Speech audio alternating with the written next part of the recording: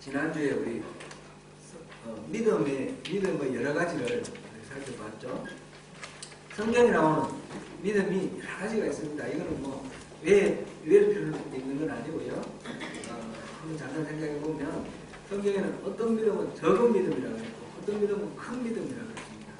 또 어떤 믿음은 연약한 믿음이라고 했고, 어떤 믿음은 굳은 믿음이라고 그렇게 말했습니다. 어떤 믿음은 거짓 없는 믿음이라고 말했고, 어떤 믿음은 파선한 믿음이다 그렇게 말하게 됐습니다.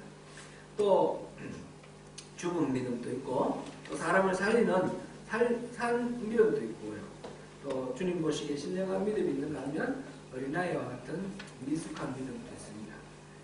그렇게 성경에 나와 있는 다양한 표현 믿음도 우리가 이해하면 좋겠고요.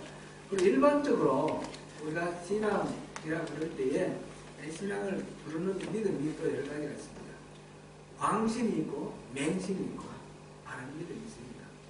신앙생활 하는 사람 어떤 사람은 좀 광신적이다, 맹신이다 이렇게 말하기도 합니다. 광신은 광자가 미칠 광자거든요. 미친 듯이 믿는다 그런 뜻이고요. 맹신은 눈 감을 맹자예요.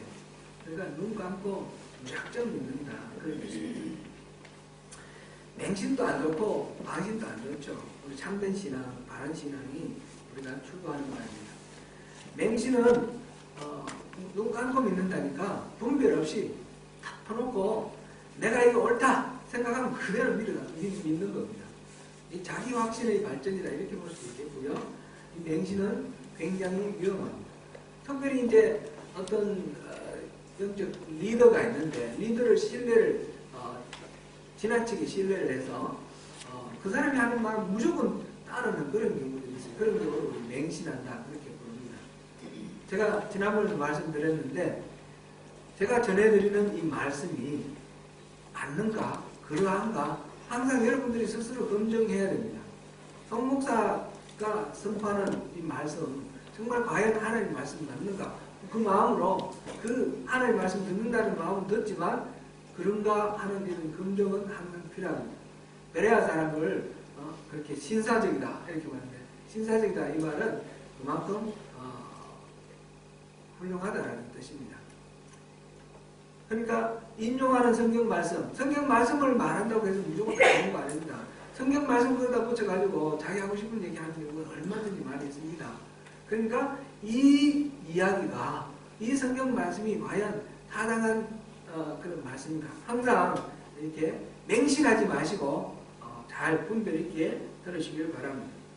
광신도 마찬가지입니다. 광신은 미친 듯이 믿는다 그랬는데 이거는 조금 더 자아도취적인 그런 경우입니다. 기본적으로 믿는 것입니다.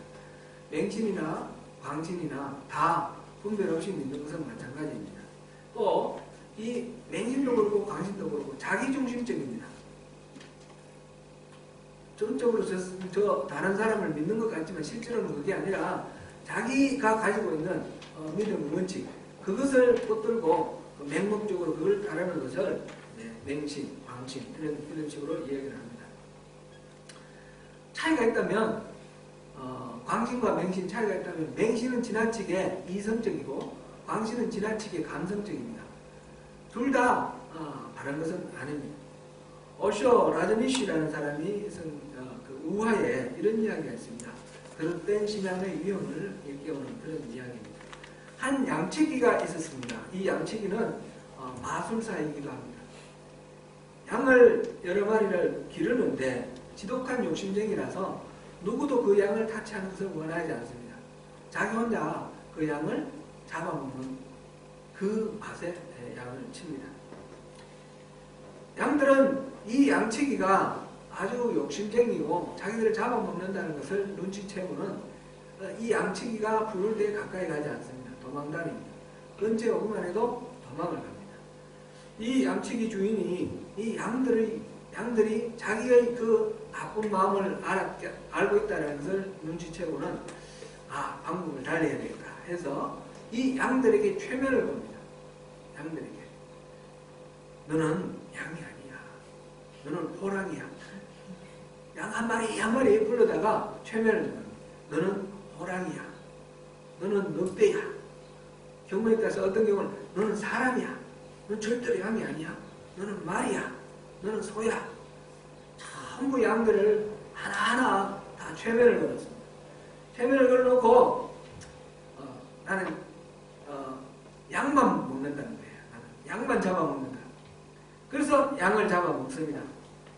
최면에 걸린 양들은 자기 동료들이 잡아먹히는데 그 잡아먹힌 그 순간에도 도망가지 않습니다. 저놈은 양이니까 잡아먹힐 만하지. 나는 양이 아니야. 나는 호랑이야. 그리고 도망도 안 가고 피하지도 않습니다. 이게 맹신 또는 광신을 비유하는 그런 우화입니다. 그릇된 신앙은 이처럼 그것이 무엇인지 그 의미를 잘 분별하지 못한 채 행복한 약속에 최면 걸려 있는 것입니다. 이 신을 믿으면 복 받는다. 이렇게 기도하면 복 받는다. 그것만 믿고 따르는 것입니다. 바른 믿음은 그런 믿음이 아닙니다. 바른 믿음, 참다운 믿음. 우리가 추구하는 참다운 믿음은 우리가 믿는 대상 하나님을 살아있는 인격체로 인정하고 하나님하고 끊임없이 교류하는 소통이, 커뮤니케이션이 일어나는 그런 믿음입니다. 일방적으로 내가 그냥 족백하는 그런 기도도 아니고 일방적으로 내가 지배당하는 그런 것도 아닙니다.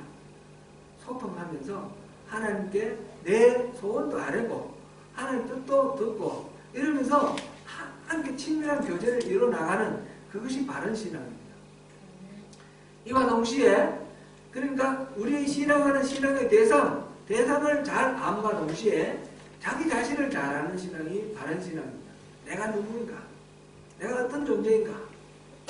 나는 무엇을 할 수 있고 무엇을 할 수 없는가? 우리는 하나님 앞에 전적으로는 부패한 죄인이라는 것을 인정하는 것이 필요합니다. 필요한 게 아니라 그는 필수적입니다.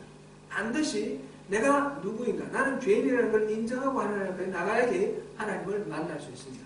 내가 죄인인 것을 인정할 때 예수 그리스도 보혈의 피를 우리가 은혜로 입을 수 있습니다. 입을 수가 있습니다.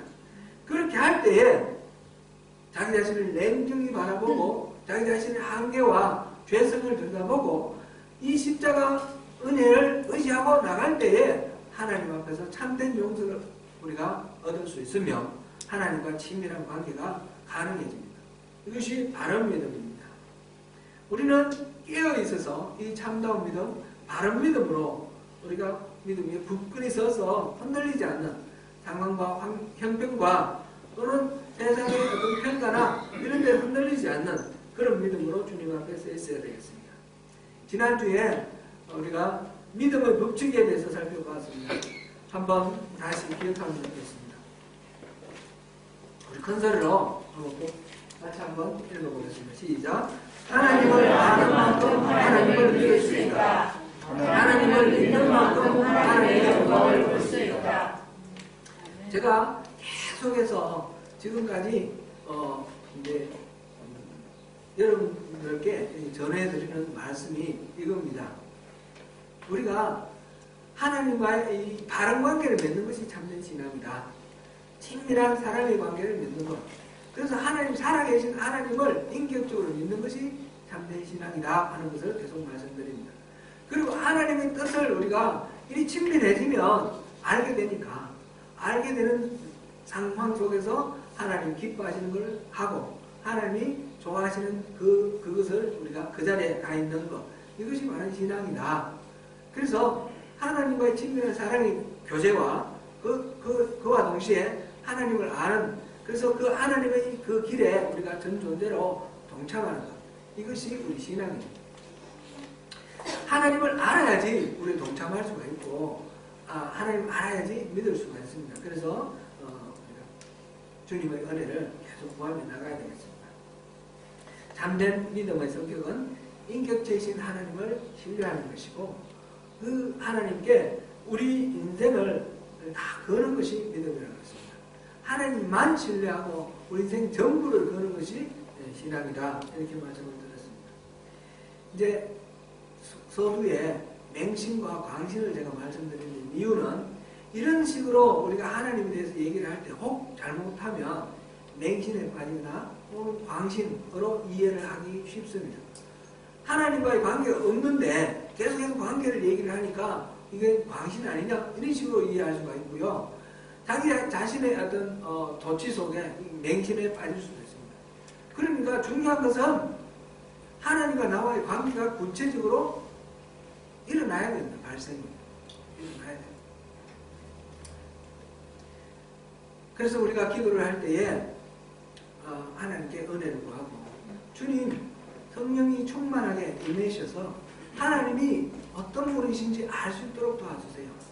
지혜와 계시의 영을 허락하셔서 하나님을 알게 해주세요. 그렇게 우리가 기도를 해야 되고 하나님이 그것을 알게 해주시고 하나님 자신을 보여주시고 하나님의 길과 하나님의 목적을 보여주실 때에 그 길을 따라가는 것이 바른 신앙입니다.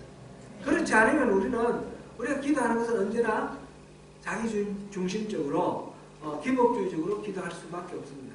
하나님을 모르면 기복주의적으로 흘러갑니다. 여러분 우리가 기도하는 내용을 한번 점검해 보십시오. 기도하는 내용이 뭐 어떤 것들입니까? 대부분 우리 소묘교회는 많이 다르다고 생각하고요. 대부분 우리 신앙생활 하시는 분들이 자기의 유익을 구하는 문제 해결을 구하고 자기 소원 성취를 구하는 그런 기도로 하나님이 나를 사랑하신다는 걸 알고 하나님이 나를 쓰실 것을 아는 사람조차도 하나님의 나를 향한 뜻이 무엇인가 그것을 구합니다. 이것은 언론 봐서 참 좋은 것 같은데 실제로는 그런 식으로 구하면 안 됩니다. 나를 향한 하나님의 뜻이 무엇입니까? 이렇게 구해서는 우리가 하나님의 뜻을 알 수가 없습니다. 하나님 뜻이 무엇입니까? 그 자체를 구해야 됩니다. 나를 향한 이 말이 들어감으로써 자기중심적으로 되어버립니다. 남북전쟁 때의 미국의 남북전쟁 때의 일화입니다. 남군의 기반이 되는 미국 남부는 대체로 농업지역입니다. 그리고 남침례교를 비롯해서 아주 보수적인 기독교의 배경을 갖고 있었습니다. 북부의 배경이 되고 있는 북부는 공업지역을 중심으로 했고요. 도시가 중심입니다. 그리고 기독교도 미국 전체가 이제 천교도가 오면서 기독교 국가가 됐지만 기독교도 위쪽에는 장로교가 중심이 되었는데 장로교 중에서도 굉장히 자유주의적인 그런 장로교가 이렇게 중심이 되어 있었습니다. 남북군이 대치를 해서 전쟁을 치는데 양쪽 다 하나님께 기도하지 않았겠습니까? 우리가 이기게 해달라고 그렇게 기도했을 텐데 하나님이 어느 쪽을 들어주셔야 되죠? 그 이후에 우리 2차 세계대전 때도 마찬가지예요. 그죠? 독일하고 이 프랑스 중심, 프랑스, 미국 이 중심하고 독일 이 중심, 독일, 이탈리아 중심 싸웠는데 다 기독교 국가입니다. 하나님은 누구의 이야기를 들어줘야 됩니까? 하나님 우리 편이 되어주세요 했을 때 하나님 그 참 들어주시기 참 어려울 것 같습니다. 그렇지 않습니까? 남북전쟁 때 북군이 굉장히 이제 초반에 많이 위기에 몰렸습니다. 남군이 강했고 그런데 이제 북군의 대통령이 링컨이 대통령이었지 않습니까? 참모들, 장관들과 장군들이 이 위기 속에 이렇게 어려운 공경에 빠져있는 그 상황 속에서 대통령에게 위로하고 격려하기 위해서 그 말을 했습니다. 대통령님, 우리 모두가 다 우리 편이 하나님이 반드시 우리 편 되어달라고 기도하고 있습니다. 염려하지 마시고 자신있게 한번 우리 나가보십시다. 그렇게 이제 말을 했습니다. 그랬더니 대통령이 정색을 하면서 말로는 그렇게 기도하면 안 됩니다. 절대로 그렇게 기도하지 마십시오. 그리고는 하는 말이 하나님이 우리 편이 되어달라고 기도하지 말고 우리가 하나님 편이 되도록 우리를 인도하라고 그렇게 기도하십시오. 링컨은 이 남북전쟁에서 남부는 이 노예 해방에 반대했기 때문에 노예 해방에 반대하고 그래서 미국 유나이티드에서 떨어져 나가려고 했습니다. 분리하려고 했습니다. 그래서 페더레이션 따로 만들려고 했고요. 이 링컨은 통일을 그대로 유지하고 노예를 해방하려고 그랬습니다. 이제 누가 더 교회에서 예배 열심히 드리느냐 그런 차원의 문제가 아니라 정말 살아가고 있는 삶의 모든 가치관이라든지 행동이라든지 이것이 얼마만큼 하나님의 기뻐하시는 쪽에 합당하냐 이것이 더 중요한 문제라는 것입니다. 링컨은 하나님이 원하는 쪽으로 우리가 가야 된다. 하나님 편에 우리가 써야 되는 것이지 우리 편에 하나님 무엇이라 그러면 하나님이 의롭지 못한 편에 설 수도 있다. 성편을 떠나서도 그렇습니다. 우리가 하나님 편이 되는 것이 절대적으로 중요합니다. 그러기 위해서는 하나님 편이 어디 있는지를 분별할 수 있어야 됩니다. 어느 쪽이 하나님 편인가? 내가 열심히 계획을 세워놓고 하나님께 이 일은 주를 위한 일이니까 주님 반드시 이루게 해주십시오. 이것이 우리 일상적으로 우리가 기도하는 방법들입니다.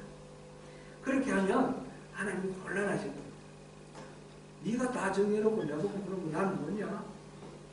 내가 주인이냐 종이냐? 고민하실 것입니다. 어떤 사람이 베드로가 무리를 걸었다는 이야기를 듣고 이 사람도 하나님 날 부르셨으니까 나도 무리를 걷게 해주세요. 그리고 바다에 푹 뛰어들었습니다. 어떻게 됐을까요? 그는 분명히 하나님 부르신 사람이 맞는데 하나님 건져주셨을까요? 물이 빠져서 옆에서 누가 안 건져줬으면 죽었을 겁니다. 중요한 것은 하나님이 베드로는 주님이 오라라고 말씀하셔서 간 거고 이 사람은 자기가 정해놓고 그냥 뛰어든 겁니다. 내가 정해놓고 뛰어든 것은 하나님이 보장해 주지 아니하십니다. 뒷받침 안 하십니다. 하나님 보장하시는 것은 하나님이 먼저 계획하시고 그리고 이리로 오라 하실 때 우리가 순종하고 나갈 때 하나님이 그것을 지켜주시고 보장해 주십니다. 그래서 하나님 뜻을 분별하는 것은 그만큼 중요한 것입니다. 히브리서 11장 24절에서 25절을 보시겠습니다. 같이 한번 읽습니다. 믿음으로 모세는 장성하여 나를 복수의 아들이라 칭함받기를 거절하고 도리어 하나님의 백성과 함께 고난받기를 잠시 죄악의 낙을 누리는 것보다 더 좋아하고 모세는 그 당시 세계 가장 선진국이었던 애굽의 동조의 아들로 그렇게 키워졌습니다. 모든 권세와 부와 명예를 다 가졌습니다. 우리 출애굽기 우리 강의할 때 그 부분을 살펴봤는데 모세가 가만히 있었으면 왕이 될 수도 있는 그런 자리였습니다. 그런데 노예들인 하나님의 백성, 그 유대인들과 함께 고난받는 것을 더 귀하게 여길 만큼 모세는 믿음의 결단을 하였습니다. 모세는 그렇게 헌신하고 또 희생하면서 이 하나님의 백성을 구하는 것, 이것이 나의 사명이다 라고 받아들였습니다. 그러니까 모세의 그 행동은 믿음의 행동에 분명합니다. 그러나 이 모세가 나이 40이 되었을 때 그가 유대인들을 구하려고 했던 행동은 실패를 했습니다. 이 모세가 생각할 때 이건 실패라는 건 꿈에도 생각하지 않았습니다. 사도행전 7장 23절 25절을 한번 보시겠습니다. 같이 읽습니다. 나이가 40이 되매 그 형제 이스라엘 자손을 돌볼 생각이 나더니 한 사람이 온통한 길을 넘어놓고 보호하여 삭제받는 자를 위하여 원수를 갚아 애굽 사람을 쳐주시니라. 그는 그의 형제들이 하나님께서 자기의 손을 통하여 구원해 주시는 것을 깨달으라고 생각하였으나 그들이 깨닫지 못하였더라. 모세가 그 유대인이 부당하게 대우당한 것을 보고 그 사람을 도와줬는데 그 도와주다가 잘못해서 죽였습니다. 이집트인을 죽였습니다. 죽인 것이 그냥 충동적으로 죽여버리고 막 아무렇지도 않게 한 게 아니라 오늘 이 사도행전을 보니까 이스라엘 자손을 돌봐야 되겠다라는 사명감을 가지고 나왔고요. 우리 앞에 히브리서에서 봤듯이 자기는 이런 희생과 결단을 해서 하나님의 사람으로 부르심을 받았다는 소명의식이 있었습니다. 그래서 25절을 보니까 이렇게 행동하면 이스라엘 사람들이 내가 바로 하나님께서 이스라엘을 구원하기 위한 하는 그런 수단으로 내가 쓰임받는 사람이다 라는 것을 이스라엘 사람들이 다 알아줄 걸 알았습니다. 그래서 그 일을 행한 것입니다. 결과적으로는 어떻게 됐습니까? 모세는 분명히 충동적으로 그냥 깡패처럼 그렇게 행동한 것이 아니라 하나님의 부르심에 응해서 믿음의 결단을 해서 나가서 그런 일을 했는데 실패했습니다. 실패했는데 그 이유는 무엇입니까? 하나님이 그 일을 계획하고 모세를 부른 일이 아닙니다. 모세를 하나님이 택하신 것은 맞지만 지금 그 일 자체, 핍박받는 유대인들을 가서 이렇게 돕는 그 일은 하나님이 인도하신 그 길이 아닙니다. 그래서 실패를 했습니다. 하나님이 행하시는 일을 보고 거기에 순종하고 따라가야 되는데 하나님 하시는 일을 보지 않고 자기 생각에 따라서 이렇게 나갔습니다. 40년 후에 모세는 이스라엘 백성들을 전부 구원을 했습니다. 한 사람도 이렇게 희생당하지 않고 완벽하게 그렇게 구출을 했습니다. 모세가 옛날에는 명예도 있었고 권력도 있었고 모든 그 지식도 있었고 말 잘하는 언변도 있었습니다. 말도 잘한다고 했습니다. 그랬는데 40년 동안 광야에 있는 동안 그 모든 것들을 다 잃어버렸습니다. 그 도망자로, 살인자로 도망자로 그 궁중에서 탈출할 때 권력과 명예 다 잃어버렸죠. 그리고 40년 동안 그 양이나 치면서 그동안 옛날에 배웠던 거 다 잊어버렸겠죠. 하나님이 모세를 부르실 때 나는 입이 둔하다고 그렇게 말합니다. 그것이 그동안에 궁정에서 배웠던 왕자 수업으로 배웠던 뭐 연설하는 거라든지 뭐 이런 거 능력을 잊어버렸을 수도 있습니다. 40년 동안 아무도 없는 곳에서 입 다물고 있으면 언어 자체를 잊어버릴 수도 있습니다. 가족들하고 몇 마디 대화 나누는 것 외에 그 모든 말들, 어휘를 잊어버렸을 수도 있습니다. 그것이 아니면 또 이 사람이 히브리 말을 안 배워서 히브리 말을 못한다 이런 말일 수도 있고요. 어쨌든 그들을 가서 설목 감화시킬 만한 그런 어떤 탁월한 어떤 이런 설득력이 있는 그런 능력이 있는 것도 아니고 또 그를 신뢰하게 만들 수 있는 어떤 기반이 있는 것도 아닙니다. 난데없이 어떤 사람이 탁 나타나는 거죠. 옛날에 왕년이었는데 살인죄를 지고 도망갔던 사람이 다시 왔단다. 그 정도밖에 되지 않는 그런 모세인데 그 사람들을 다 이끌고 200만이나 되는 장정만 60만 그 많은 사람들을 이끌고 하나도 놓치지 않고 다 구출을 했습니다. 어떻게 해서 성공할 수 있었습니까? 이 성공에는 전적으로 모세의 능력이 아니라 하나님의 뒷받침이 있었습니다. 하나님이 전폭적으로 지원해 주시고 하나님이 일해 주셨습니다. 10가지 재앙 모세가 한 거 하나도 없죠? 하나님 다 해주셨어요. 홍해가 갈라지는 건 어떻게 했습니까? 하나님이 해주셨죠. 광야에 40년 동안 모든 일들도 다 하나님이 하셨습니다. 모세가 그 리더 역할을 감당할 수 있었던 것은 하나님이 뒷받침해 주시는데 이전에는 뒷받침해 주시 아니하셨던 하나님이 이번에는 뒷받침해 주셨습니다. 왜 그렇습니까? 하나님이 계획하시고 하나님이 모세를 불러서 하나님이 그 자리에 보내셨고 하나님이 일일이 지시하시는 대로 모세는 거기에 순종해서 따라 나왔기 때문에 모세가 하는 모든 일들에 대해서 하나님이 뒷받침해 주셨습니다. 우리 신앙생활은 이렇게 되어야 됩니다. 내가 계획 세우고 하나님의 도움을 요청하는 게 아니라 하나님이 뭘 원하시는지 하나님이 일하심을 보고 하나님이 일하시는 그곳에서 하나님 소원을 풀어드리는 것이 그것이 신앙입니다. 우리가 기도할 때 기도하는 것은 물론 내 문제도 하나님께 구하지만 그것이 근본적인 목적이 되어서는 안 됩니다. 이거는 초보적인 신앙입니다. 우리의 기도는 하나님이 뭘 기뻐하시는지 하나님이 뭘 원하시는지 하나님의 소원을 물어야 됩니다. 하나님의 문제를 물어야 됩니다. 그래서 내가 하나님의 소원을 풀어드리고 내가 하나님의 문제를 풀어드리는 그런 존재가 될 때에 이 바른 신앙이 됩니다. 내 문제, 내 소원 이거 해결해 달라고 하나님께 종종 징징거리는 것은 하나님을 주인으로 모시는 것이 아닙니다. 그러므로 우리가 바른 신앙을 하기 위해서는 가장 중요한 것이 하나님의 행하시는 그것을 볼 수 있어야 됩니다. 하나님의 행하심을 보고 거기에 우리가 순종하고 따라나가야 됩니다. 그럼 하나님이 행하시는 걸 어떻게 알 수 있습니까? 하나님과의 친밀한 교제를 이루어야지, 그래야지 하나님 행하시는 것이 우리에게 보입니다.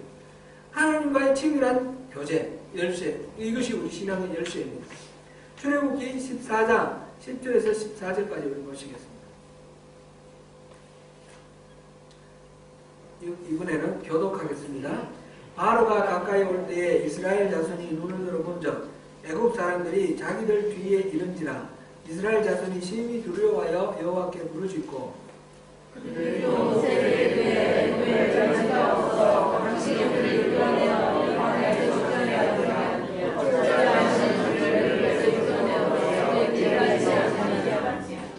우리가 애굽에서 당신에게 이런 말이 이것이 아니냐 이르기를 우리를 내버려 두라 우리가 애굽 사람을 섬길 것이라 하지 아니하느냐 애굽 사람을 섬기는 것이 광야에서 죽는 것보다 낫겠노라. 모세가 백성에게 이르되 너희는 두려워하지 말고 가만히 있어 여호와께서 오늘 너희를 위하여 다시 시온을 보라. 너희가 오늘 애굽 사람을 영원히 다시 보지 아니하리라. 같이 읽습니다. 여호와께서 너희를 위하여 싸우시니 너희는 가만히 있을지니라. 이스라엘 백성들은 그들의 눈에 이제 도저히 살아날 길이 없는 그런 위기 속에 빠졌습니다. 지금 하나님이 구름기둥 불기둥으로 인도하셨는데 그곳이 홍해 바다 앞입니다. 홍해 바다 앞에 와 있는데 뒤에 보니까 이집트 정예군이 지금 군사를 이끌고 옵니다. 그 어떤 군인인지 모르지만 하여튼 먼지를 막 날리면서 수많은 군인이 오고 있는 것이 보입니다. 소리도 뭐 많은 마차를 타고 이렇게 오면 소리도 우릉우릉 할 거 아닙니까? 이 상황 속에서 어디 도망갈 길이 없습니다. 이거 어떡하냐. 너무너무 큰일 났어요. 그래서 아들에서 하나님께 아우성 치고 부르짖으면서 하나님과 모세를 원망하기 시작했습니다. 이때 모세의 상황은 어떻습니까? 모세는 똑같습니까? 다릅니까? 마찬가지예요. 모세도 하나님 구름기둥 불기둥으로 가라고 하신 대로 왔어요. 그랬더니 홍해 앞이에요. 그런데 뒤에 보내준다고 그러더니 그 바로가 군대를 이끌고 지금 추격해오고 있어요. 똑같은 상황입니다.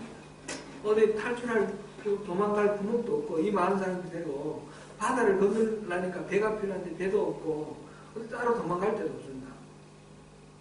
상황은 똑같습니다. 그런데 이 백성들은 아우성치고 부르짖고 원망하는데 모세는 그렇지 않습니다. 너희는 두려워하지 말고 가만히 서서 여호와께서 오늘 너희를 위하여 행하시는 이 구원을 보라. 굉장히 큰 소리 당장치고 뭘 믿는지 굉장히 대단합니다. 여호와께서 너희를 위하여 싸우시리니 너희는 가만히 있을지니라. 모세가 왜 이렇게 큰 소리를 치죠? 모세도 두렵고 떨리기로 마찬가지입니다. 바로 이어서 15절입니다. 15절 보겠습니다. 모세에게 이르시되 너는 어찌하여 내게 부르짖느냐 이스라엘 자손에게 명령하여 앞으로 나아가게 하고. 여기서 하나님이 모세에게 말씀하시기를 너는 어찌하여 내게 부르짖느냐 이렇게 말씀하셨어요. 그러니까 모세가 지금 뭐하고 있어요? 부르짖고 있어요. 그죠? 모세도 방법이 없어요. 그래서 하나님께 부르짖고 있어요. 자기에게 방법 없는 것은 백성이랑 모세랑 똑같은데 백성들은 원망하고 모세는 부르짖고 하나님께 부르짖고 있습니다. 절망 속에 부르짖었을지도 모른다. 어떻게 부르짖는지 모르는데 그런데 모세가 원망하지 않을 수 있는 이유는 있습니다. 왜냐? 하나님이 약속해 주셨기 때문에. 출애굽기 3장 12절입니다. 같이 읽습니다. 하나님이 이르시되 내가 반드시 너와 함께 있으리라. 내가 애굽에서 인도하여 후에 너희가 이 산에서 하나님을 섬기리니 이것이 내가 너를 보낸 증거니라. 모세를 부르실 때 출애굽기 3장에서 그 시내산에서 떨기나무가 타는 그 현장 속에서 하나님이 모세를 부르셨는데 부르실 때 하신 말씀이 이 말씀입니다. 내가 반드시 너와 함께 있겠다. 네가 백성을 애굽에서 이끌어내서 바로 이 산에서 여기에서 바로 여기서 하나님을 섬길 것이다. 그러니까 모세는 그 시내산 하나님을 만났던 그 시내산까지 갈 수 있다는 것에 대해서는 분명하게 확신하고 있습니다. 그뿐이 아닙니다. 모세는 모든 일 순간순간 하나님하고 늘 교제하고 있었습니다.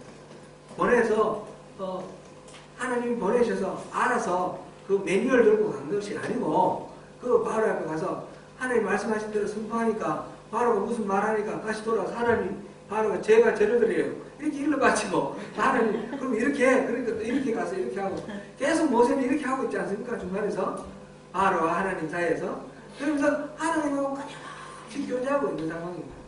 잠시도 하나님을 잊어버리지 않고 하나님 말씀대로 이렇게 순종하며 나아가고 있는 그런 친밀한 사랑의 교제를 이루고 있는 이 모세. 그러니까 하나님을 믿고 큰소리 칠 수 있는 것입니다. 오늘 본문으로 한번 돌아가겠습니다. 본문 에베소서 3장 16절부터 19절까지 읽었는데 바울 사도가 에베소 교회를 위해서 내가 이렇게 기도하고 있다 하는 기도 내용을 지금 기록하고 있습니다. 기도 내용이 그럼 14절부터 읽겠습니다. 이러므로 내가 하늘과 땅에 있는 각 족속에게 이름을 주신 아버지 앞에 무릎을 꿇고 비노니 그래서 빌죠. 비는 것이 그의 영광의 풍성함을 따라 그의 영광을 그는 누구죠? 하나님이에요. 하나님이죠. 하나님의 영광의 풍성함.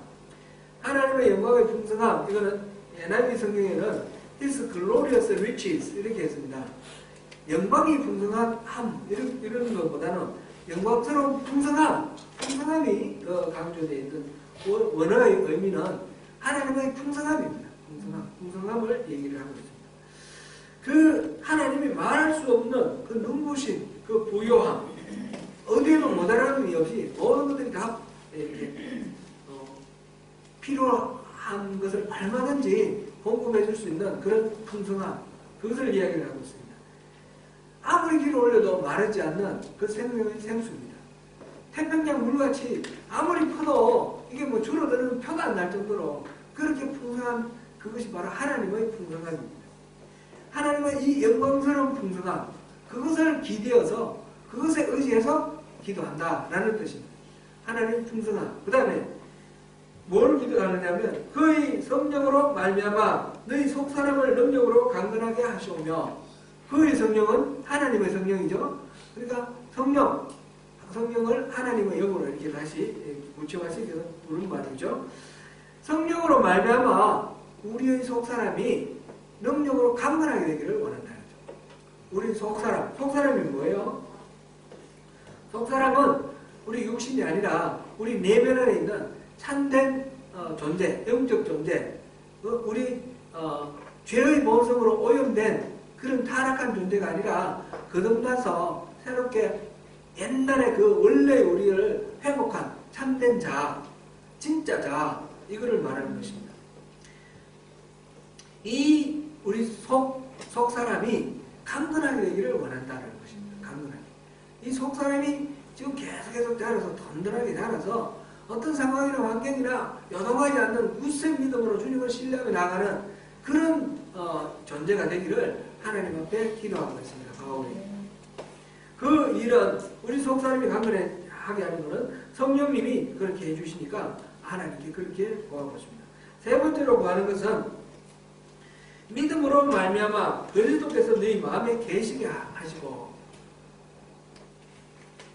그리스도가 우리 마음에 계시도록 기도를 하고 있습니다. 그리스도가 우리 마음에 계시는 그 사람. 하나님과의 친밀한 관계가 바로 이겁니다. 하나님과의 친밀한 관계는 바로 내 안에 예수님이 들어와 계시는 삶. 그래서 내가 죽고 예수가 사는 삶, 예수로 사는 삶. 자기를 부인하고 십자가를 지고 예수를 쫓는 삶. 그런 삶 속에서 이제 내 안에 있던 그 죄의 본성대로 살아가지 않고 나를 다스리시는 주님, 예수님, 성령님이 이끄시는 대로 살아가는 삶. 이렇게 살아가는 상태가 바로 친밀한 사랑의 교제의 상태입니다. 믿음으로 말미암아 예수님이 우리 안에 들어옵니다. 믿음으로 말미암아 우리 안에 우리가 예수를 영접할 때, 예수를 믿을 때, 그 이름을 믿을 때 예수님이 우리 안에 들어오시는 거죠. 성령님이 우리 안에 들어오신 그 믿음, 들어오신 상태로 계속 유지하고자 하는 그런 믿음. 그 믿음이 바로 하나님과 친밀한 교제를 이루는 그런 믿음입니다. 믿음으로 말미암아 그리스도께서 너희 마음에 계시도록 이렇게 기도를 하고 있습니다. 이 믿음과 그리스도가 계심이 이렇게 하나로 되어 있는 것을 볼 수 있습니다. 이것을 바탕으로 해서 그 다음에 나오는 것이 우리 너희가 사랑 가운데 뿌리를 박는 것이고, 그래서 모든 성도와 함께 지식에 넘치는 그리스도의 사랑을 아는 것. 지식에 넘치는 것은 우리의 인식 한계를 뛰어넘는 그런 그리스도의 사랑입니다. 그리스도의 사랑, 여기서 광장 보죠. 그 너비와 길이와 높이와 깊이, 그거를 우리 인식 수준을 뛰어넘는 그 그리스도의 그 사랑을 알게 되는 그런 상태가 된다는 것이죠. 그렇게 될 때에 하나님의 모든 충만하신 것으로 너희가 충만하게 된다. 이런 얘기입니다. 그 상태를 본다고 했습니다. 하나님의 모든 충만하심. 하나님은 어느 구석에도 부족함이 없습니다. 그 풍요로우심과 같은 차원인데, 풍요는 한 면을 말하는 것이고 충만하심은 전체를 말합니다. 하나님이 어느 면에서나 부족함이 없는 그런 충만하심인데, 그런 충만함이 우리 안에 있는 것. 우리 안에도 어느 곳에나 부족함이 없는 하나님이 채워주시는 자원으로 덜 풍성한, 그래서 무엇이든지 주님으로부터 받아서 이렇게 다 우리 삶 속에 누릴 수 있는 그런 우리의 삶이 되기를 기도하고 있습니다. 사랑하는 성도 여러분, 이런 삶을 살기를 원하지 않으십니까? 원하시죠? 이거를 구하시길 바랍니다. 바울 사도의 기도가 우리의 기도가 되어야 되고, 우리 매일매일의 삶에 그 신앙의 자세가 되어야 됩니다. 역대하 16장 9절은 제가 여러 번 인용을 했는데 다시 한번 보시겠습니다. 역대하 16장 9절 같이 읽습니다. 시작. 여호와의 이름 온 땅을 두루 감사하사 전심으로 자기에게 행하는 자들을 위하여 능력을 베푸시나니. 하나님 계속 살피고 계십니다. 전심으로 자기를 찾는 자를 찾고 계십니다. 하나님을 전심으로 찾는 그런 사람을 찾습니다. 신령과 진정으로 예배하는 자를 찾는다 그랬습니다.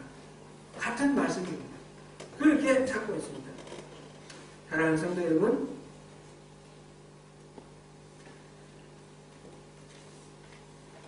진심으로 하나님을 찾으시고 하나님을 향하시는 그 믿음으로 우리가 살게 되기를 축원합니다. 지난주에 우리 이 예배당 건물주와 그동안에 있었던 협의의 최종 결과를 들었습니다. 렌트비를 잠정적으로, 기한 없이 잠정적으로 이렇게 한 3% 정도 이렇게 할인을 해줬습니다. 지금같이 부동산 경기가 활발하고, 이 지금 글렌필드 이 지역이 뭐 이렇게 리스가 안 나가는 지역이 아니지 않습니까? 비싼 데인데 주인이 그렇게 해줬어요. 이거는 보통은 있을 수 없는 일입니다. 그렇죠? 다 인정하시죠? 보통은 있을 수 없는 일입니다. 그런데 이렇게 이루어졌습니다. 보통 이루어질 수 없는 일이 이루어진 걸 뭐라 그러죠? 이거 기적입니다. 이것이 하나의 기적입니다. 이 기적은 누가 이뤘을까요? 우리 하나님이 하신 일이 틀림없습니다. 분명하게 우리는 하나님이 이 일을 하셨다는 것을 인정하고 감사해야 됩니다. 여러분 감사하십니까? 네. 아멘. 우리가 그 전에 지난번에 총회를 통해서 투표를 했는데, 그것은 우리가 영구히 떠날 거냐 아니면 영구히 이 자리에 있을 거냐, 그걸 투표한 거 아닙니다. 지금 당장 떠날 거냐, 좀 더 머물 거냐. 그리고 객관적인 팩트로 봤을 때 우리가 여기 이 상황에서 영구히 있을 수가 없습니다. 언젠가 떠나야 될 가능성이 굉장히, 객관적으로 봤을 때는 이거는 100% 그렇습니다. 문제는 이거 지금 당장 떠나느냐 떠나지 않느냐, 이게 문제가 아니라는 것입니다. 지금 잠시 더 있도록, 잠시 더 머무르도록 유예를 허락하신 이 속에서 우리가 하나님이 일하셨다라는 것, 그것만 우리가 한번 인정하는 것만 해도 큰 소득이라고 저는 생각합니다. 우리는 하나님하고 무관하게 얼마든지 세상 잘 살 수 있습니다. 근데 그런 길을 선택한 것이 아니고 괴롭고 힘들고 어렵고 그렇더라도 하나님이 살아계신 것을 우리가 확인하며 가자는 것입니다. 하나님 살아계신 것을 우리가 다시 이렇게 확인한 한 가지 그런 사례라고 그렇게 보고요. 지금 또 우리가 떠나야 되느냐, 더 머물러야 되느냐, 이것은 우리가 계속적으로 우리가 물어봐야 될 숙제입니다. 이건 우리가 결론 낸 것이 아니고 유예해 놓은 것에 불과합니다. 이 문제 앞으로 계속해서 기도하시기를 바랍니다. 기도하시면서 하나님은 또 어떤 기적을 우리에게 베풀어 주실지, 그래서 뭐 여기 머물게 계속 머물 수 있게 해주시는지, 아니면 또 어떤 기적을 통해서 또 다른 방법으로 어떻게 다르게 해주시는지 모릅니다. 어느 것도 정답이 아닙니다. 떠나는 것도 어떤 머무르는 것도 어느 것이 정답이라 말할 수 없습니다. 하나님이 답을 갖고 계실 텐데 우리가 예의주시하면서 하나님이 일하시고 행하시는 것을 보고 가자는 것입니다. 분명 한 가지 우리는 유예해 주시면서, 유예할 때 우리가 마음이 조급하지 않도록 하나님께서는 이만큼 값을 내려주신 거다. 저는 그렇게 이해를 합니다. 그렇게 이해하고 하나님 하신 일이기 때문에 분명히 감사를 해야 되고, 그러면 유예해 있는 동안 우리가 할 일은 뭐냐? 여기에 초점을 맞춰야 됩니다. 우리가 할 일은 저는 다른 것이 아니라 우리가 진정한 바른 신앙으로 우리 자신이, 너가 다른 사람들 오고 안 오고가 아니라 우리 자신이 바른 신앙으로 서는 겁니다.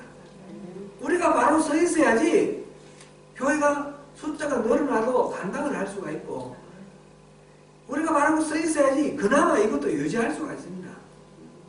우리 정직히 인정하지 않습니까? 우리 안에 의견이 다 일치하지 않습니다. 분명히 투표를 했는데 표가 갈라졌습니다. 그렇지 않습니까? 우리 안에는 의견이 다르고 상충되어 있습니다. 그런데 의견이 다른 것이 얼마든지 이거는 있을 수 있는 것이고 용납되어 주시고 되어지고 받아들여주는 그런 공동체가 되어야 되는데, 여기서 자칫 잘못하면 의견 다른 것 때문에 우리가 분리가 될 수도 있습니다. 여기에서 우리가 어디에 초점을 맞춰야 될 거냐 이거죠. 나하고 의견이 맞느냐 안 맞느냐 이거에 맞출 거냐, 하나님이 지금 어디로 인도하시느냐 이거에 맞출 거냐, 내 편이냐 네 편이냐가 아니라 하나님 편을 우리가 추구를 해야 됩니다. 그래서 우리가 맹신도 우리 점검하고 그 다음에 광신도 점검하는 것입니다. 무턱 대고 나는 하나님 이렇게 여기 있으라 하신다 그러면서 맹신하고 그냥 가는 것도 그건 말이 안 되는 겁니다. 냉정하게 분석을 하면서 항상, 이를테면 저는 앞으로도 다른 곳에 우리가 갈 만한 데 있는가 알아볼 겁니다. 그거를 마음이 나뉘었다 이렇게 생각하지 마십시오. 언제나 우리가 알아볼 건 알아보되 하나님이 원하시는 것이 뭔가 그 초점을 맞추고 이런 것들은 부차적입니다. 아주 사소한 거로. 그리고 하나님 가라 하시면 가는 거고 머물러 있으라면 머무는 거고, 그래서 하나님 뜻에 초점을 맞추면서 우리 나가야 됩니다. 여러분 그렇게 하시겠습니까? 우리에게 중요한 것은 바른 믿음입니다. 우리 교회 소명교회가 정말 의미 있는 것은 참된 믿음으로 바로 서 있는 그런 교회가 되는 것입니다. 숫자가 100명, 200명, 300명, 10,000명이면 어떻습니까? 숫자로 따지면 통일교가 제일 성공했죠. 신천지도 요즘 얼마나 많이 늘어납니까? 그럼 숫자 많이 모이면 됩니까? 그것으로 끝입니까? 그거 아닙니다. 숫자 많아도 망하는 길로 가는 경우가 있고요. 그러면 숫자가 엄청 작은 교회면 다 옳습니까? 그것도 아닙니다. 숫자하고는 상관없습니다. 우리 믿음의 내용이 중요합니다. 우리 믿음의 내용이 참으로 하나님의 살아계심을 인정하고 그 하나님을 신뢰하는 가운데 하나님의 행하심을 보고 따라가는 그런 믿음이냐, 그 하나님하고 친밀한 교제 가운데 주님의 뜻을 알고 주님의 소원을 풀어드리는 그런 믿음이냐, 그것이 핵심인 것입니다. 그것이 아니고 우리 소원 성취하고 우리 문제 풀고 우리끼리 좋고 기분 좋고 뜻 맞는 사람들에게 어울려있고 그런 것은 참된 교회가 아닙니다. 그건 망하는 길입니다. 우리는 넓은 길이 아니라 좁은 문을 향해서 달려가야 됩니다. 좁은 문은 항상 어렵습니다. 때로는 헷갈릴 수도 있고 또 잘못 시행착오도 있을 수도 있습니다. 그것을 다 인정하면서 여러분 우리가 정말 바른 믿음으로 그렇게 나아가십시다. 우리 소명교회가 정말 그런 교회로 바로 세워질 수 있도록 우리 정말 기도하면서 그렇게 나아가십시다. 여러분 기도하는데 더 많이 힘을 쏟아야 됩니다. 그냥 흘러가는 거 아니에요. 교회는 기도해야 됩니다. 새벽 기도 특세 끝나고 나니까 팍 줄어드는데 마음 아파요. 특세로 석권을 들여가지고 그 다음부터 계속 나와야 되는데 좀 하여튼 부담 드리려고 하는 말씀 아니니까 저한테는 부담 갖지 마세요. 기도를 해야 된다는 말씀을 제가 드리는 겁니다. 꼭 이 자리에 나오지 않더라도 집에서라도 기도를 하십시오.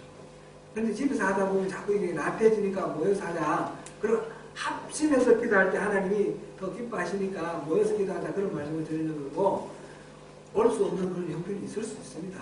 얼마든지 있을 수 있으니까 자기 처소에서 자기가 시간을 정해놓고 바른 믿음으로 내가 바른 믿음으로 서게 해주세요. 우리 소명교회가 바른 믿음으로 서게 해주세요. 이것을 위해서 우리가 많이 구하고 기도를 해야 됩니다. 기도하기를 부탁드립니다.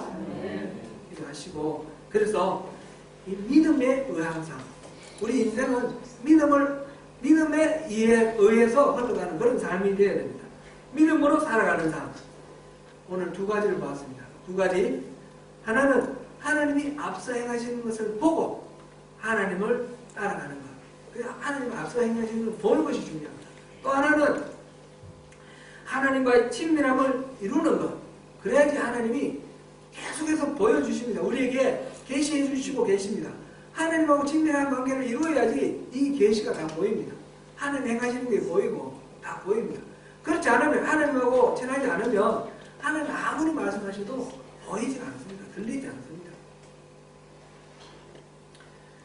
그렇게 하나님과 마음이 통하는 친밀한 사랑의 관계에서 세워진 믿음으로 늘 하나님이 행하시는 일을 보고 따라가면서 주님의 소원을 이루어드리는 우리 모두가 되시기를 축원합니다. 기도하겠습니다.